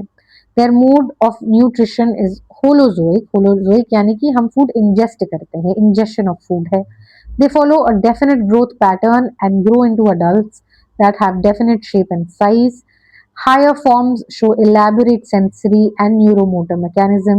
Most of them are capable of locomotion. The sexual reproduction is by copulation of male and female, followed by embryological development. ये जितने salient features हैं ये हम पढ़ेंगे बच्चों चैप्टर नंबर 4 में, और जो रिप्रोडक्शन पार्ट है वो आप पढ़ोगे अपने क्लास 12th में। ठीक है, तो ये था आपका किंगडम प्लांटी और था किंगडम एनिमेलिया। बहुत तो बच्चों अब हम करेंगे last part of the chapter, जो है आपका वायरस, वायरॉइड्स, प्रायॉन्स या प्रियॉन्स एंड लाइकेंस। ठीक है, फटाफट से इसको देख लेते हैं। देखो, 5 किंगडम क्लासिफिकेशन जो है विटेकर का, उसमें आप देखोगे तो लाइकेंस का या ए सेलुलर ऑर्गेनिजम्स जैसे वायरस, वायरॉइड्स या प्रियॉन्स का कोई भी आपको जिक्र नहीं दिखता है, नाम नहीं दिखता है। क्यों? ए सेलुलर ऑर्गेनिज्म, जब हम एक ऑर्गेनिज्म को ए सेलुलर कह रहे हैं तो हम उसको ऐसा क्यों कह रहे हैं, हम इसको इसलिए ऐसा कह रहे हैं क्योंकि ये सेल थ्योरी पे टिकता नहीं है। सेल थ्योरी का मतलब क्या होता है, एवरी ऑर्गेनिज्म का जो basics fundamental structural unit of life है वो क्या है, वो है सेल। दूसरा पॉइंट, हर cell previously pre existing cell से बना है। ये आपकी सेल थ्योरी है, ये आपके सेलुलर ऑर्गेनिजम्स हैं। यहाँ पे हम ए सेलुलर ऑर्गेनिजम्स की बात कर रहे हैं, क्योंकि वो ए सेलुलर हैं इसीलिए वो किंगडम क्लासिफिकेशन ऑफ विटेकर का पार्ट नहीं है। ठीक है, all of us have suffered the ill effects of common flu or flu, know what effects viruses can have on us. ठीक है, even if we do not associate it with our condition. Viruses did not find a place in classification since they are not considered truly living. If we understand living as those organisms that have cell structure, the viruses are non-cellular organisms that are characterized by having an inert crystalline structure outside the living cell. तो हम क्या कह रहे हैं बच्चों, virus का एक जो स्ट्रक्चर है, जब वो लिविंग सेल के बाहर यानी कि अपने होस्ट से बाहर होता है, वो कैसा स्ट्रक्चर है? वो है इनर्ट क्रिस्टलाइन स्ट्रक्चर। ठीक है, क्या है वो? इनर्ट क्रिस्टलाइन स्ट्रक्चर है। जब आपको कॉमन कोल्ड होता है, जब आपको फ्लू होता है, तो हमें कहीं ना कहीं पता होता है कि किससे एसोसिएटेड है ये कंडीशन, ये इफेक्ट ऑफ वायरस है। ठीक है, जो वायरस है क्योंकि वो ट्रूली लिविंग नहीं है, इसीलिए it can not find a place in the classification system of which taker. यही आपकी बुक में बताया जा रहा है। ठीक है, once it infects a cell, they take over the machinery of the host cell to replicate themselves, killing the host. Would you call viruses living or non-living? आपसे ये सवाल इसलिए पूछा जा रहा है क्योंकि एक तरफ तो हम कह रहे हैं कि वो ए सेलुलर है, और दूसरी तरफ हम कह रहे हैं कि वो रिप्रोड्यूस कर सकता है, रेप्लिकेट कर सकता है अपने आप को, जब वो होस्ट सेल की मशीनरी को टेक ओवर कर लेता है और होस्ट को मार देता है। तो जब ये सारी चीजें हो ही रही हैं, तो आप उसको लिविंग बुलाओगे या सिर्फ नॉन लिविंग बुलाओगे, या दोनों में से कोई एक बुलाओगे, या वो दोनों है? ठीक है, ये सवाल आपको खुद से करना है। वायरसेस मीन्स या virus means venom or poisonous fluid. Dmitry Ivanovsky recognized certain microbes as causal organisms of the mosaic disease in tobacco. जो आपकी डिमिट्री इवानोस्की थे, उन्होंने फाइंड किया कि कुछ ऐसे माइक्रोब्स हैं जो क्या कॉज करते हैं, या जो किस चीज के कॉजल ऑर्गेनिज्म है, टबैको प्लांट में होने वाले मोज़ैक डिजीज के। They were found to be smaller than bacteria because they passed through bacteria-proof filter. जब उन्होंने इस कॉजल ऑर्गेनिज्म को बैक्टीरियन फिल्टर के थ्रू पास करने की कोशिश करी, तो वो इजीली पास हो गए इस फिल्टर से। क्यों? देखो, फिल्टर का साइज होता है ना, जैसे अगर आप सपोज आपने आटा छानना है, अगर उसमें कोई कंकड़ होंगे, कोई पत्थर होंगे, तो वो उस फिल्टर के नीचे नहीं जा सकते, वो उस छन्नी के नीचे नहीं जा सकते। इसी को आप इमेजिन करिए कि बैक्टीरिया का, क्योंकि जो कॉजल ऑर्गेनिज्म है उसका साइज बैक्टीरिया से स्मॉलर है, इसीलिए वो उस बैक्टीरिया प्रूफ फिल्टर से पास हो जाता है। ठीक है, उसके बाद जो MW बेजर्निक है, वो डेमोन्स्ट्रेट करते हैं क्या? वो एक एक्सट्रैक्ट निकालते हैं एक इन्फेक्टेड प्लांट ऑफ टबैको से, और उससे जो हेल्दी प्लांट्स हैं उनमें इन्फेक्शन कॉज करते हैं। ठीक है, जो ये इन्फेक्शन कॉज करने वाला जो माइक्रोब है, इस न्यू पैथोजन को क्या कहते हैं? वो and named the new pathogen virus कहते हैं। और जो फ्लूइड उन्होंने निकाला था, जो एक्सट्रैक्ट उन्होंने इन्फेक्टेड प्लांट से निकाला था, उस फ्लूइड को वो कहते हैं कॉन्टाजियम वाइवम फ्लूइडियम, यानी कि इन्फेक्शियस लिविंग फ्लूइड। उसके बाद आते हैं हमारे वीएम स्टैनली, जो एक स्टेप और आगे बढ़कर इस वायरस को क्या करते हैं? क्रिस्टलाइज करते हैं। और क्रिस्टलाइज करने पे पता चलता है कि ये तो लार्जली प्रोटीन्स का है। ठीक है, so they are inert outside their specific host cell. Viruses are obligate parasites. मैंने इस चैप्टर में आपको बताया कि ऑब्लिगेट पैरासाइट क्या होता है बच्चों? जो पैरासाइट को एक होस्ट की आवश्यकता होती ही है जीवन यापन करने के लिए, लिविंग होने के लिए, रिप्रोड्यूस करने के लिए, अपनी लाइफ साइकिल को कंप्लीट करने के लिए, वो होते हैं आपके ऑब्लिगेट पैरासाइट्स।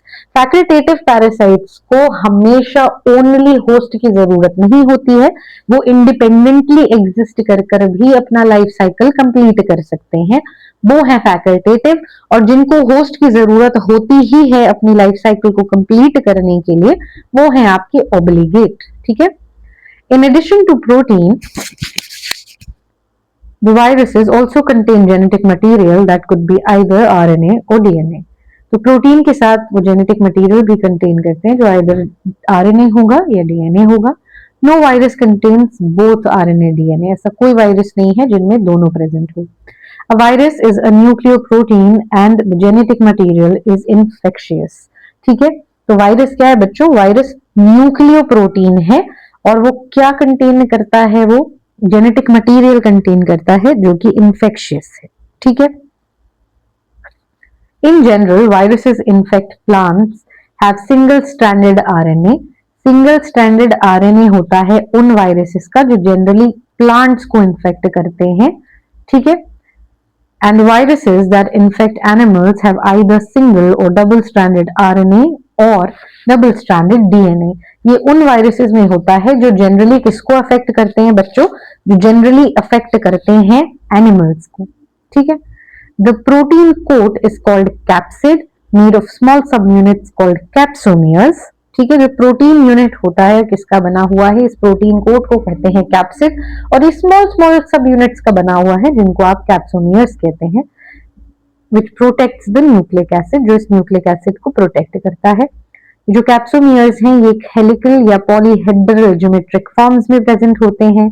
वायरसेस कॉज करते हैं diseases such as mumps, smallpox, herpes and influenza.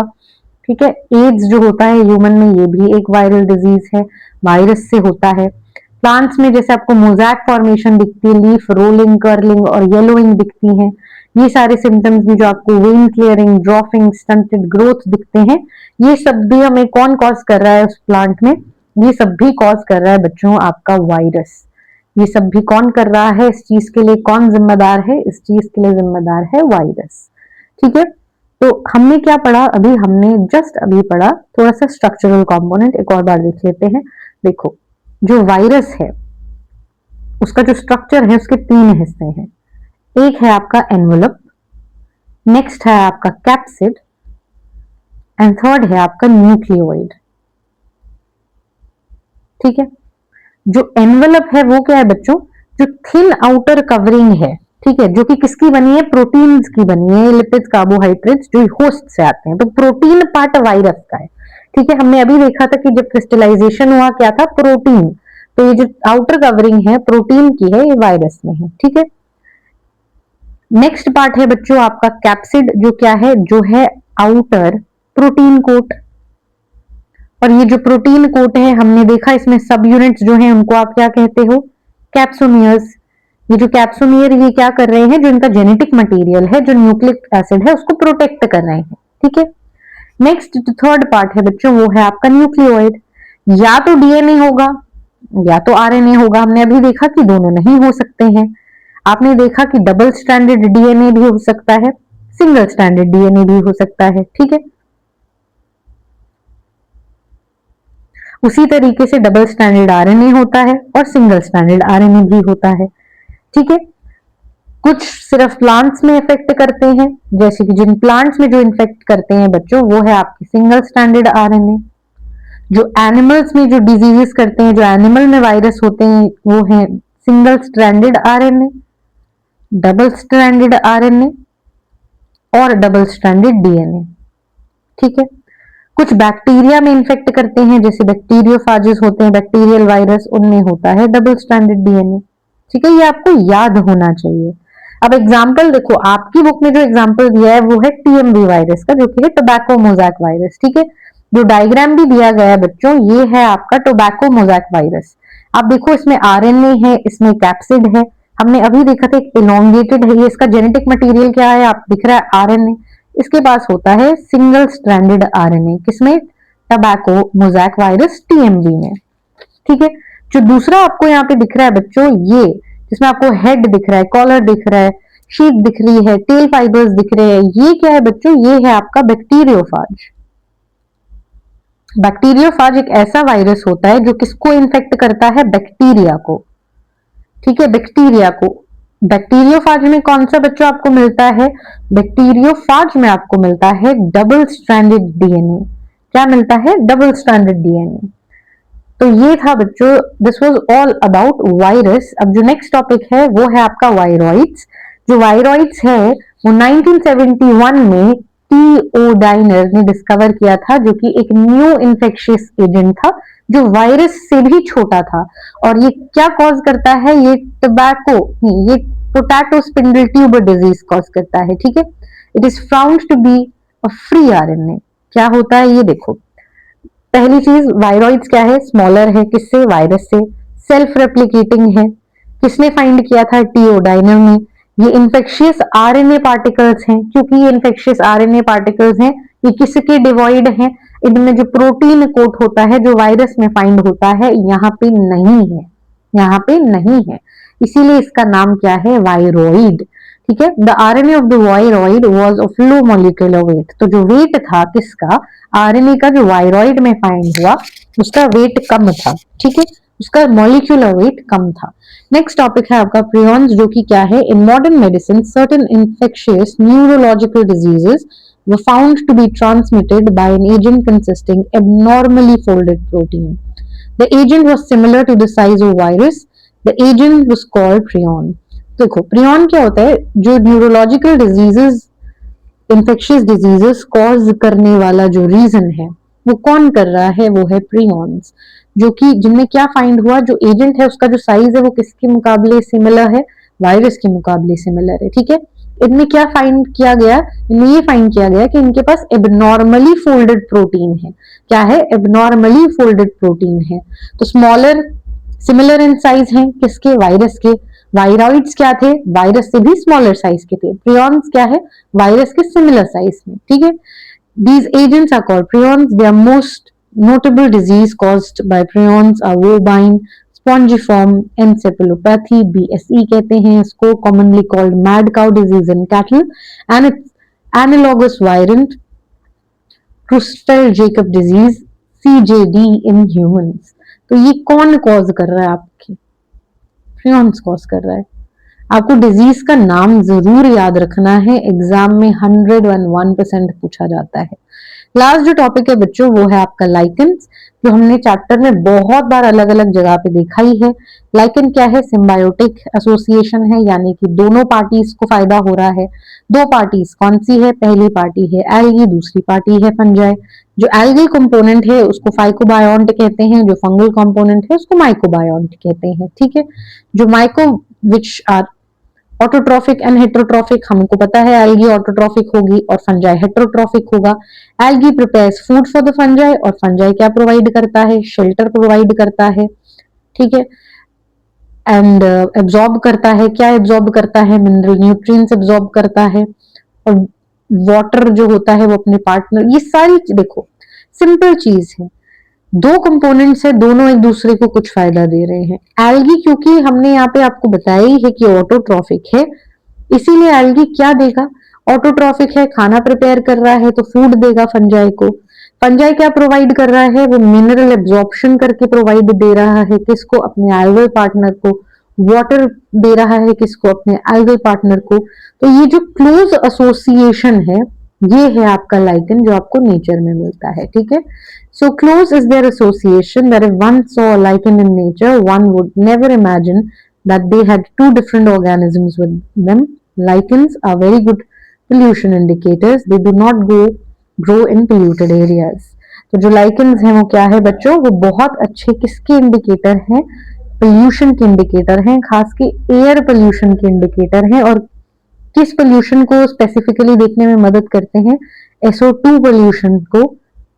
जहां SO2 पोल्यूशन होगा वहां पे आपको लाइकेन नहीं मिलेगा, तो इसीलिए लाइकेन क्या है? एक गुड पोल्यूशन इंडिकेटर है, वो पोल्यूटेड जगहों पे ग्रो नहीं होते हैं। ठीक है, तो क्विक रीकैप भी देख लेते हैं इस चैप्टर का। अब तक हमने क्या देखा? हमारी शुरुआत हुई थी एरिस्टोटल से।